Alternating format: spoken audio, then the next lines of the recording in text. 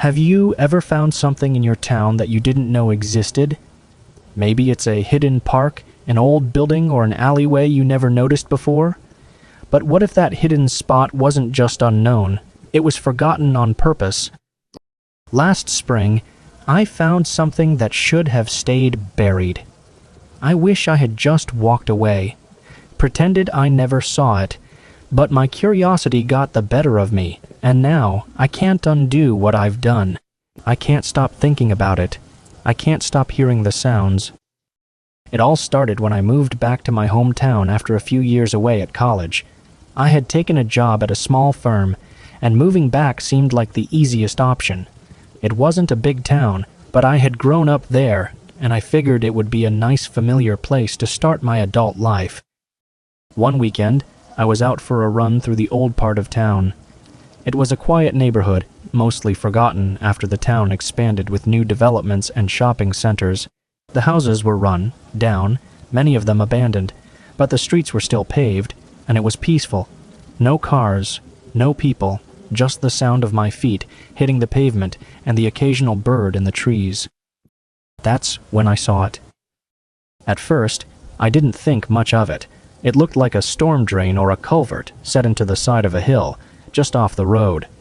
The entrance was overgrown with weeds and half hidden by a rusted old fence, the kind that no one bothers to fix because no one cares anymore.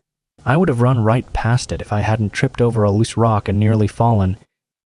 I paused, catching my breath, and turned to look at the entrance.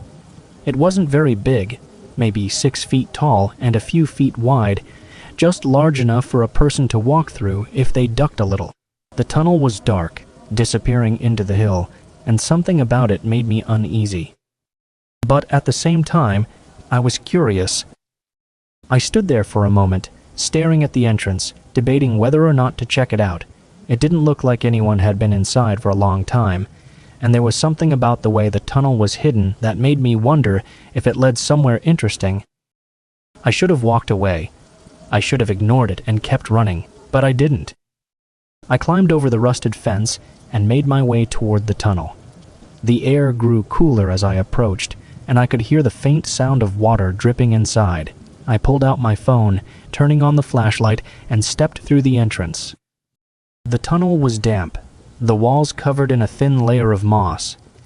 The air smelled of mildew and something else, something metallic, like rust or old pipes. My footsteps echoed as I walked deeper inside, the light from my phone barely piercing the darkness ahead. At first, it was just a straight tunnel, no twists or turns, just a narrow passage that seemed to stretch on forever.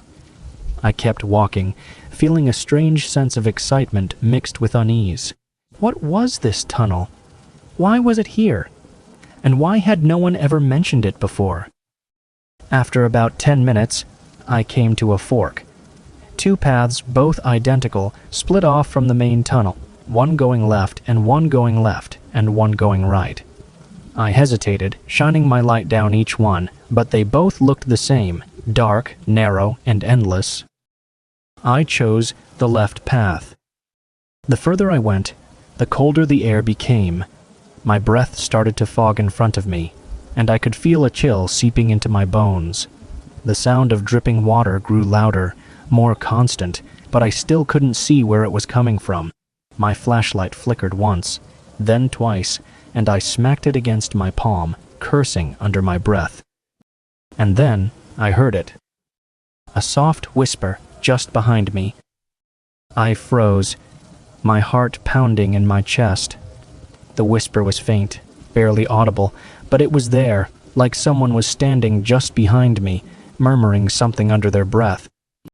I spun around, shining my flashlight into the tunnel behind me.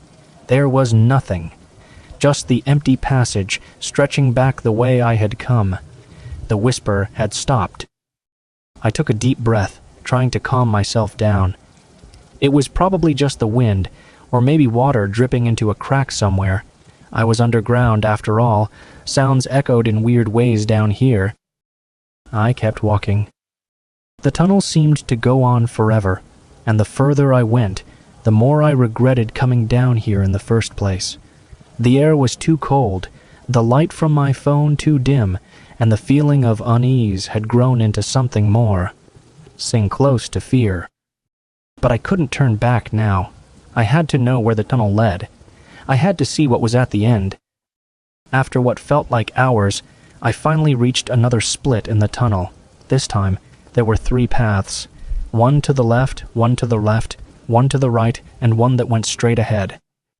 And that's when I saw it. On the wall, just above the middle path, was a symbol.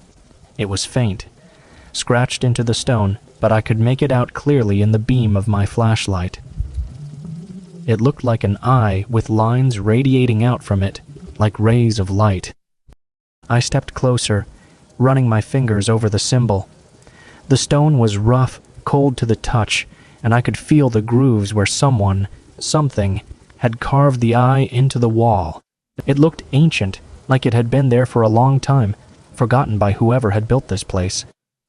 A chill ran down my spine, and I pulled my hand away, suddenly feeling like I had touched something I wasn't supposed to. I stared down the middle path, feeling that same sense of curiosity pulling me forward, but this time it was mixed with dread. Something about that symbol, about the way it watched me from the wall, made me want to turn around and leave. But I didn't. I took a deep breath and stepped forward. The tunnel grew narrower, the walls closing in on either side of me. The air was so cold now that I could see my breath in the dim light, and the sound of dripping water had grown into a constant, steady rhythm, like a heartbeat. And then I heard it again. The whisper. It was louder this time, clearer. I couldn't make out the words, but it was definitely a voice, a soft, low murmur coming from somewhere ahead. I stopped, shining my flashlight down the tunnel. The light flickered again, casting long, twisted shadows on the walls, and I felt a knot of fear tighten in my chest. The whispering grew louder, closer, and I realized, with a sickening sense of dread, that it wasn't coming from ahead of me. It was coming from the walls. I backed away, my heart racing, and the whispering followed me, echoing through the narrow passage, growing louder with every step. It was like the walls themselves were speaking, the voice low and insistent, murmuring words I couldn't understand. I turned and ran. I didn't care where I was going. I just needed to get out. The whispering was all around me now, a cacophony of voices, rising and falling, calling out from the walls, the ceiling, the floor. My footsteps echoed in the narrow passage, and I could hear the voice chasing me, growing louder, more frantic. I ran blindly through the tunnel, taking random turns, desperate to find my way back to the entrance. My flashlight flickered and died, plunging me into darkness, but I didn't stop. I couldn't stop. The voices were all around me now, filling my head, drowning out my thoughts. And then, just as suddenly as they had started, the voices stopped. I stumbled to a halt, gasping for breath, my heart pounding in my ears. The tunnel was silent again, the air still and cold. I fumbled with my phone, trying to turn the flashlight back on, and when the light flickered to life, I saw it. The symbol, the eye, scratched into the wall, staring at me from the darkness. I had run in a circle. I turned, my mind racing, and that's when I saw it. A figure, standing at the end of the tunnel, just beyond the reach of my light. It was tall, its form shrouded in shadow, but I could see the faint outline of a person. No, not a person. Something else. Its head was tilted, like it was watching me, waiting. I backed away, my hands shaking, my breath coming in ragged gasps. And then it spoke. The whispering voice louder now, clearer. The words echoed through the tunnel, filling the air with a low, insistent murmur. I ran. I don't know how I found my way out. I don't remember the turns I took or how long I ran, but somehow I made it back to the entrance.